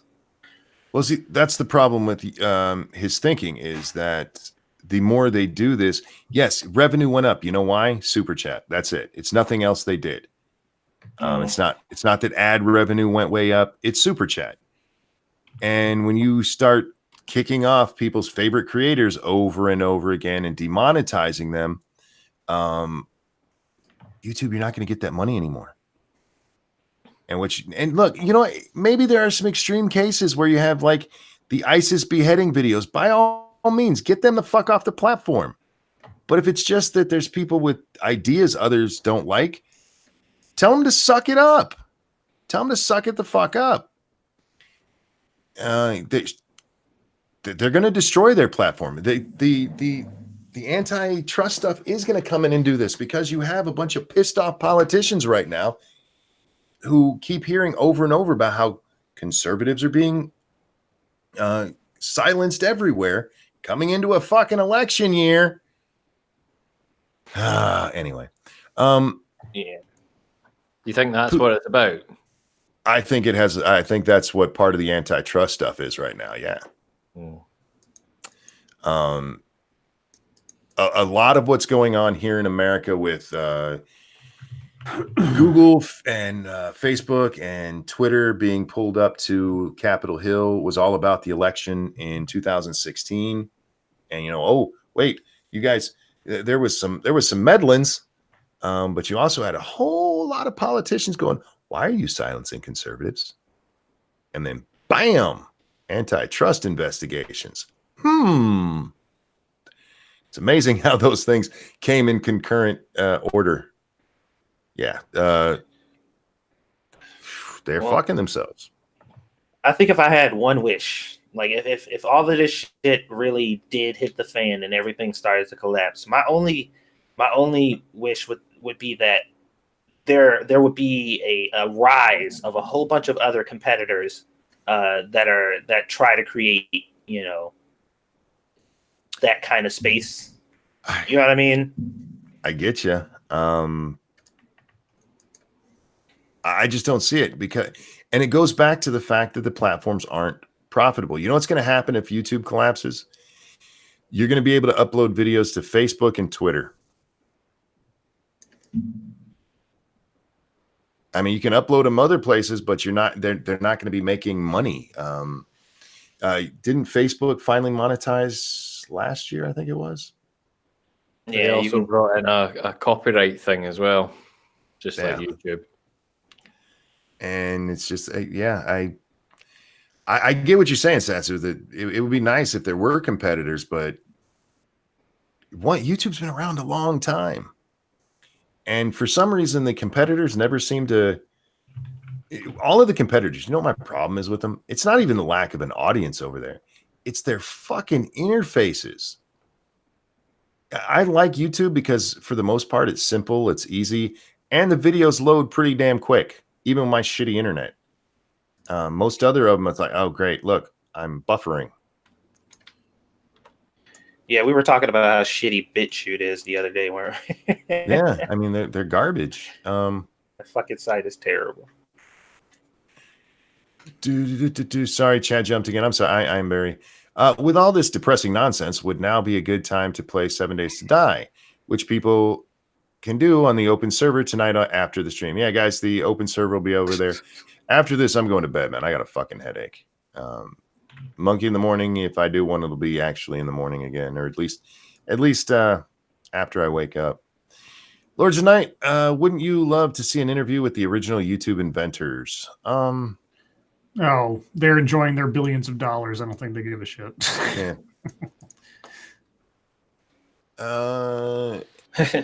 They're like, damn, glad we got out of there, huh? Yeah, no kidding. Shit. Those Having guys. said that, if they hadn't got out of there, then maybe it wouldn't be in this mess. Yeah, maybe. Do you think that any, and just a side question, do you think that any site or service like this can inevitably avoid this same conundrum? Yes. Yes. Don't feed into the bullshit. Well, Mhm. but I mean, Like, it'll be a viable business. Yeah. I think so, yeah. And I point you to Chick-fil-A. I said earlier on Twitter, it would be really nice to see YouTube, just for once, weather the storm from these shitbags who decide they're going to come after them, the way they weather the storm of the anger that their policy changes cause from the creators. They have no problem pissing us off. None at all. Even if it goes on for months, they have no problem. Fuck them. But dear God, don't let somebody say something bad about them in the news, because then everything has to change again. And if just once they'd ignore that shit, it'd stop. Yeah. If they clean up their policies and make them easy to understand, and just whenever this shit happens, back their supporters and handle all their shit internally, and just come out with a statement afterwards, like, you know, we did what was best for the situation. We determined that we're going to make this decision based on these parameters that we set that are clear. Then I don't think it would have ever gotten this far, because it's never as big as the media makes it seem. All the backlash and stuff that they claim YouTube is getting, it ain't never as big as the media makes it. It just ends up much worse because YouTube fucking trips over their own dicks trying to fucking do something about this thing that nothing needs to be done about. And it's never enough. It's never enough for them. Nope. Point curation, thank you. People will throw money at a viable platform. Define viable. Where are we at here? Why doesn't the government defund Google? What? Toasted. What are you talking about? Yeah, sorry, dude. I mean, save for some like government contracts they may be involved in, Google doesn't get its money from the government. Is it maybe a meme? No. It's toasted.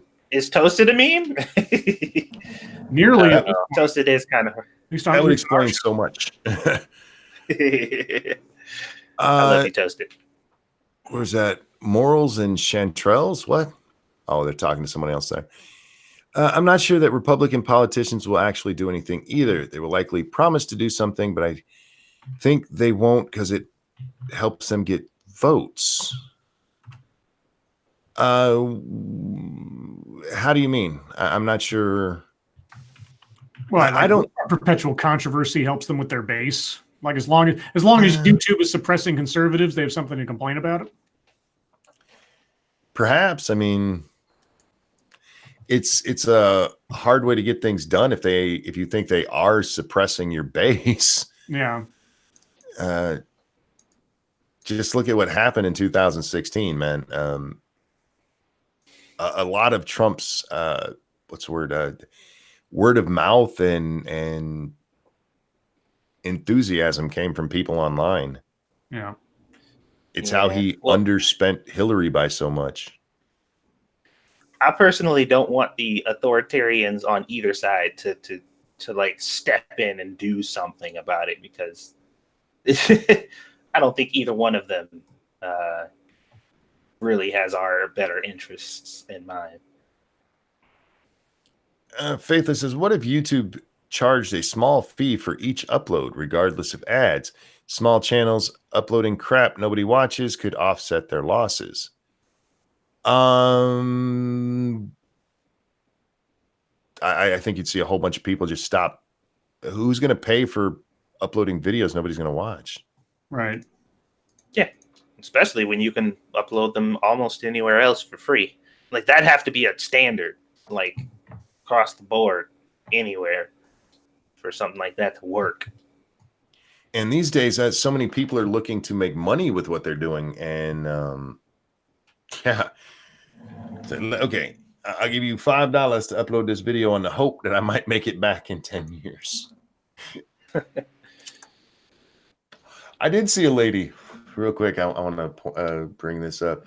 She was bitching that Carlos made his post where he was whining about how Crowder's still making all his money from merch. And this woman posted back, monetization doesn't matter. I've had my channel for 3 years and I've only made I've made less than $2,500 in revenue. Merchandise is where creators make all their money. One, no. I went over to her chat or to her channel. She doesn't have I think she had one video with 7,000, but every other video I saw was under 2,000 views. Like, bitch, you don't get to talk about how much you make. Tell me a creator who got 100,000 on the last 10 videos that they uploaded that they didn't make money off of that. Yeah, no, they would laugh at your 2,500. Just there are channels that get what you got in views in 3 years in a day. Like, they'll get that tomorrow. It's like, what are you talking about? She don't know what she's talking about. That's a problem. Let's see. YouTube is not viable. It's viable at the moment. It is. They just don't know how to keep it that way.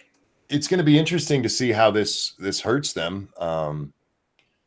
Because they did not become financially viable until this last year, after they started doing super chat, after the fans started throwing money to their favorite creators, and YouTube took 30% of that. I don't know. I can't remember the breakdown on ads. I think it's 60-40. So the creator does still make out better on super chats. Mm-hmm. But YouTube doesn't have to go out there and sell ads. YouTube doesn't have to go out there and argue with an ad agency over, how much they're going to pay. Super chat has worked out great for creators and YouTube. And it's going to be interesting to see how many of them. I mean, do you remember what happened with Patreon when they kicked Carl off? A whole bunch of people left. Now, Patreon came out and said they actually made more money after that, and maybe they did. I don't know. But they also have a lot of people who do other stuff, artsy shit and blogs and that kind of stuff. Super chat's not on all those other things. It's just on YouTube videos. So it'll be interesting to see what happens. Yeah, I just don't understand who told them that it was a good idea to put like the fate essentially of their company in the hands of everybody else. You know what I mean? Like, instead of being because they're not in control of what goes on YouTube. Everything that happens, all the changes that has happened on YouTube has been almost completely the result of people demanding that they make changes based on, whatever arbitrary bullshit they're bitching about at the moment. But they don't have control over this shit anymore. Well, I mean, let's be honest. YouTube has effectively become one giant GoFundMe. Basically. I mean, it's a crowd. I mean, if they got because of super chats, it's a crowd-funded enterprise now. Mm-hmm. Yeah. And that's why I say I'm interested to see how this hits them. Real quick, over on the super chat, Streamlabs. Thank you so much, Geodes. What Scribe said, also have some more dough. Thank you. I appreciate it. My ramen noodle fund appreciates it. Satsu, how can you send a Brazilian candy care, or how can I send you a Brazilian candy care package? Adonis wants to know. In the mail? I'm working on that. Oh. Yeah, I'm trying to figure out if there's a place nearby me I can get like a P.O. box set up or something. Oh, gotcha. Yeah. RJ says YouTube takes the creators for granted. They take the viewers for granted more than the creators, I think, because it's the viewers who end up clicking on the ads or having to watch them and or putting the super chats. And I'd be really curious. I know they'll probably never release such things, but I'd be curious to know what demographic or category of videos or creators, let's say, bring in the most super chat revenue.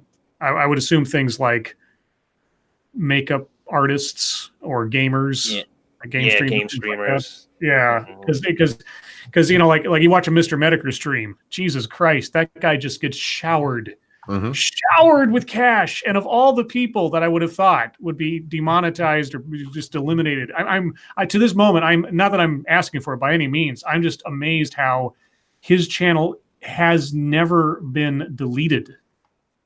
I mean, of all the people and all the content that's created out there, and as far as high profiles are concerned, he somehow has dodged it this whole time. He's very you know how he's still around? Well, he deletes his streams right after he does them. Yep. His videos are not that controversial, actually. Yeah, to a certain extent, some of them. He might poke a little bit of fun here and there. He might cover a controversial topic here and there, like that weirdo who was wanted to touch kids and then was found out he actually did. That guy. Yeah. But for the most part, he's laughing at weird shit online. His streams are where shit gets like, how is he? Oh, he deletes all these. That's how. Yeah. Now, Tailed, yes. How do you feel about your channel going forward, man? I've not even uploaded a video for like 2 weeks. I had a stream last week with Prospero. So I'm not exactly feeling energized to make new content, to be fair. But if I do, then I suppose I'll just have to shill my Patreon and Subscribestar and Streamlabs.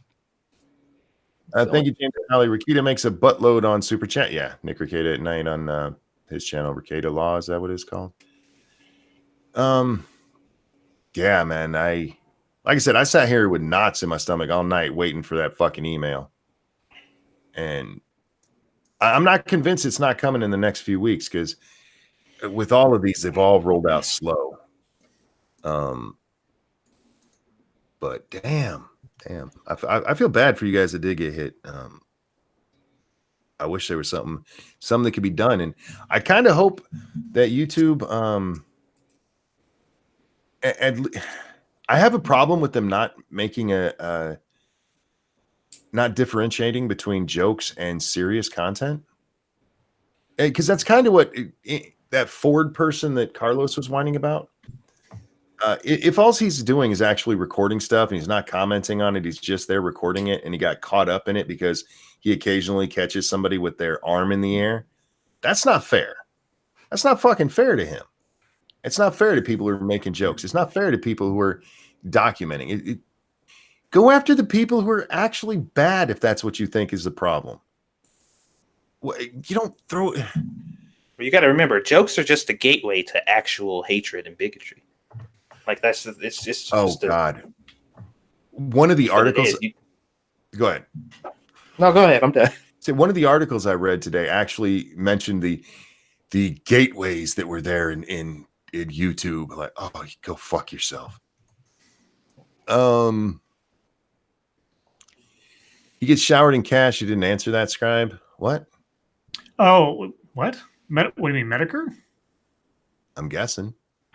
Yeah, if you watch a Medicare stream and you just see the super chats that come in, he gets tons and tons over the course of whatever hour, 2 hours he's on there. And then, like Monkey said, he deletes it immediately afterwards. Somebody else or several other people end up archiving nearly all of his streams, so there's always a backup somewhere. You just have to know where to look for him. Yep. But yeah, he gets tons of donations. I mean, he practically doesn't even need Patreon, even though I think his Patreon's still doing really good too. Yeah, the only other stream I've ever personally watched and seen them get as many donations as Medicare was the fucking Game Grumps. And they're a goofy ass gaming channel, and they were getting like, I haven't seen a stream where they got less than $900 like just off a couple hours stream. Guys, you've seen one of Count Dankula's streams, right? No, not personally. Oh, he gets showered in cash, especially when it was coming up to the court case and all that. Mm. You know, he was getting thousands per stream. Sure. Yeah, the Kumite used to do that. Andy Worski's stream used to do that. Mm-hmm. I've seen him, but yeah, the only one I've seen consistent is Jim. Yeah. He could put. I actually saw he went to do a stream one time and he ended up canceling it, but he had it up there for an hour before he canceled that one. And I counted more than $300 just in people waiting for him to come on the damn stream. Like, Jesus, guys. Wait, at least wait until he can see it. Anyway, what else we got, guys? We got 5 minutes left here. Chance of people moving to another platform like Pornhub. I've actually heard people trying that with Pornhub, and Pornhub seems to get mad at them and pull their shit down because it's not porn. I don't know.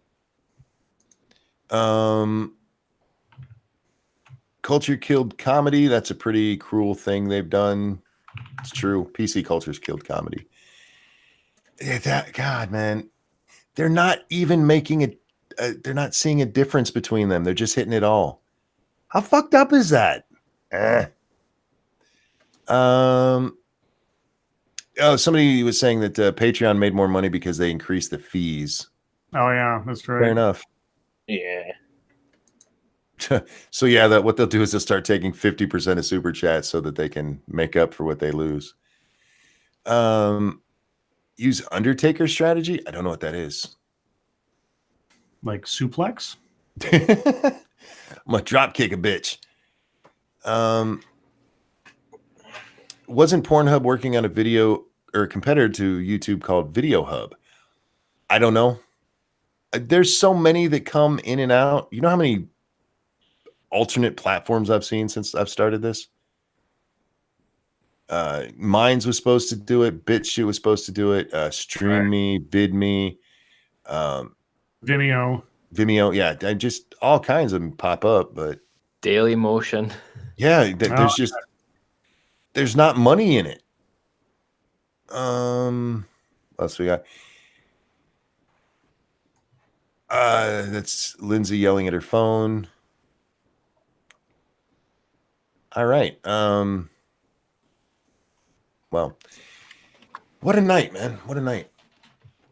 I hope you guys go watch my video. I don't think it's monetized, so yeah, if they demonetized my videos, that wouldn't be a big deal because they're all demonetized any fucking way.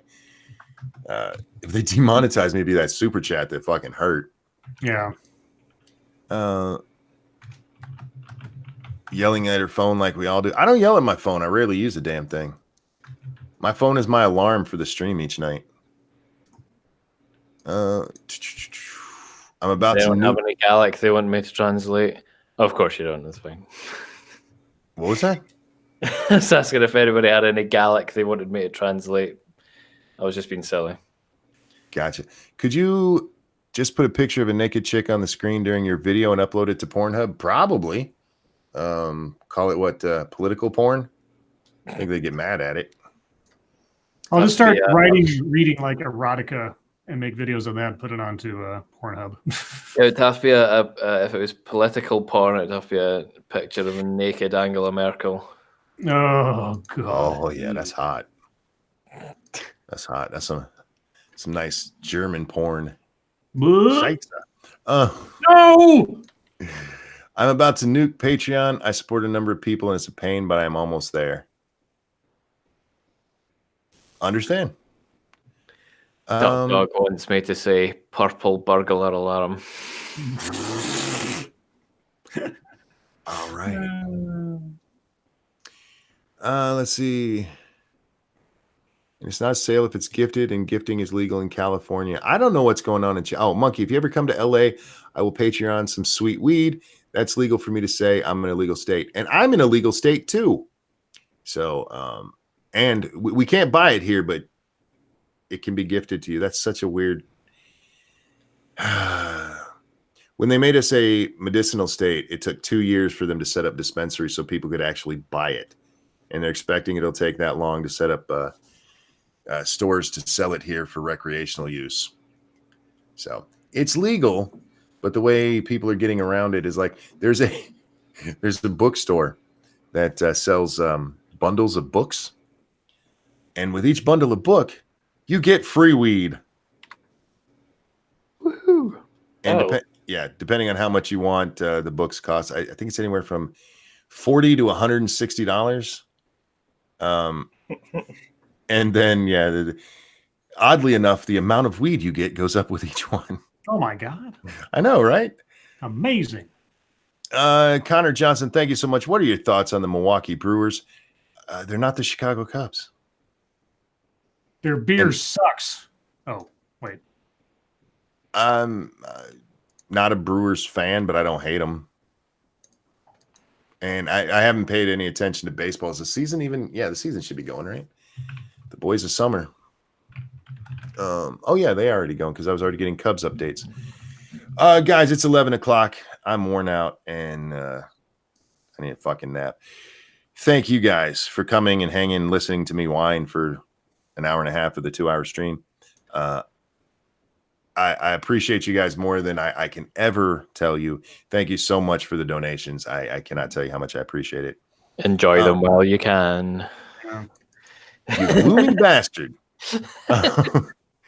Tailed, I am sorry to hear what happened to you, but thank you for coming and hanging out with us for a little bit. Satsu and Scribe, a pleasure as always, gentlemen. And everyone, YouTube makes me sad. We'll see you next time. Bye, guys. Hey, Kiva. Fuck off.